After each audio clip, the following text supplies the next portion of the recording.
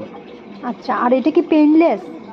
Painless, শুধুমাত্র আমরা এখানে ডায়ালিসিস করতে পেশেন্টদের কিছু কষ্টের কোনো ব্যাপার নেই। 4 ঘন্টা যদি একটা সেশনে 4 ঘন্টার মধ্যে পেশেন্টদের কিছু কষ্ট হয়, শুধু সামান্য একটু কষ্ট হয়, যেটা শুরুতে আমরা এটাকে বলে এভি ফিস্চুলা।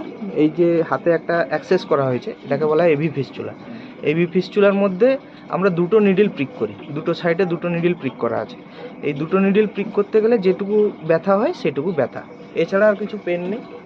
নর্মালি পেশেন্ট ঠিক থাকে, 4 ঘন্টা সেশনের মধ্যে পেশেন্টের আর বিশেষ কিছু প্রবলেম হয় না, কমপ্লিকেশন তেমন কিছু অ্যারাইজ করে না পেশেন্ট। আচ্ছা, আর এটা কি লাইফ লং প্রসিডিওর? এটা আপনি যতদিন মানে একটা পেশেন্টদের মানুষের যদি কিডনি সাময়িক খারাপ হয়, সেক্ষেত্রে দেখা যায় যে 4 থেকে 5টা ডায়ালিসিসের পর তার কিডনি আবার সার্ভাইভ করে গেছে, সেক্ষেত্রে আর ডায়ালিসিসের প্রয়োজন পড়ে না।